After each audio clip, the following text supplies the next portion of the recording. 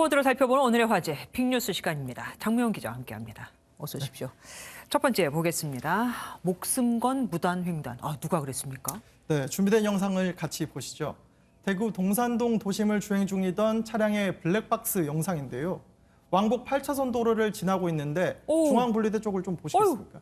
네, 분리대 바로 밑에 뭔가 움직이죠. 세상에. 네, 후방 블랙박스 영상을 보시면요. 다름 아닌 사람입니다.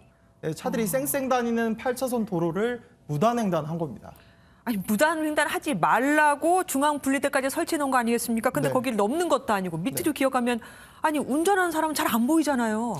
네, 맞습니다. 중앙분리대가 있는데 거길 기어서 무단횡단할 거라고 생각하기 쉽지 않죠. 다행스럽게 마주오는 차량이 경적을 울려줘서 운전자가 속도를 줄였다고 하는데요. 정말 큰일 난 상황이었습니다. 5분 빨리 가려다가 50년 빨리 간다는 게 이게 꼭 운전하는 사람에게만 해당되는 게 아닙니다. 네. 이거 무단횡단하는 사람에게도 해당됩니다. 자, 다음 보겠습니다. 맨홀 얘기면 이것도 뭐 아래쪽 얘기입니까? 네, 도로 얘기입니다. 중국 쓰촨성의 한 대형 쇼핑몰 광장에서 촬영된 영상인데요. 평화롭던 광장에서 벼랑간 펑펑 소리와 함께 희뿌연 연기가 피어오르는데요. 어휴, 무슨 네. 폭파입니까? 광장 중앙에 있던 맨홀 뚜껑 5개가 폭발과 함께 날아갔다고 합니다. 테러는 아닐 것 같고, 지금 뭡니까?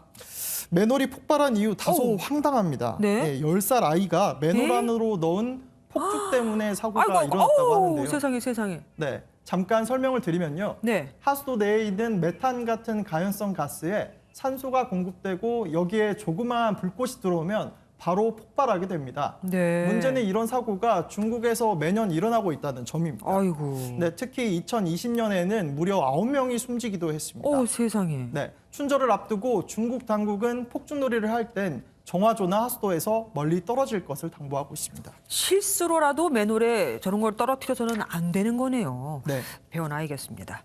다음 보겠습니다. 잠깐만요. 낙서도 아이들 장난 아닙니까? 근데 직업이 된 거예요? 네, 다른 장난이 된 겁니다. 네. 아주 특별한 취미로 일찍 직업을 가진 소년이 있습니다. 영국에 사는 12살 조웨일이란 소년인데요.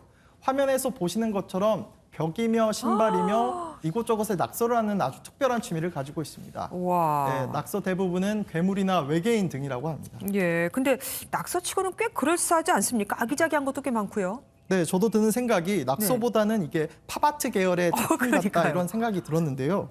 처음에는 낙서를 하다가 학교 선생님들한테 야단을 맞기도 했다고 합니다.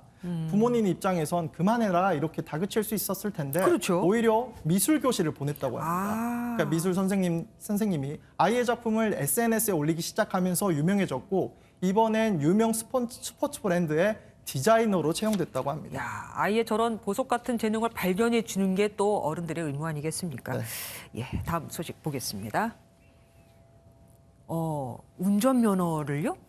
네, 실생활에서 조금 도움이 될 만한 소식 가져왔습니다. 네. 플라스틱으로 만든 운전면허증 보통 뭐 가끔 잃어버리기도 하고 그렇다 그렇죠. 보니까 어디 뒀는지 기억이 안 나고. 네, 그렇다 보니까 뭐 사진으로 가지고 가시는 분들도 계실 텐데요. 네. 오늘부터는 그럴 필요가 없습니다. 휴대폰에 저장되는 모바일 운전면허증 발급이 오늘부터 시범적으로 가능하다고 합니다. 그러면 휴대전화는 웬만하면 다 갖고 다니니까 저 안에 들어있어서 편하겠네요.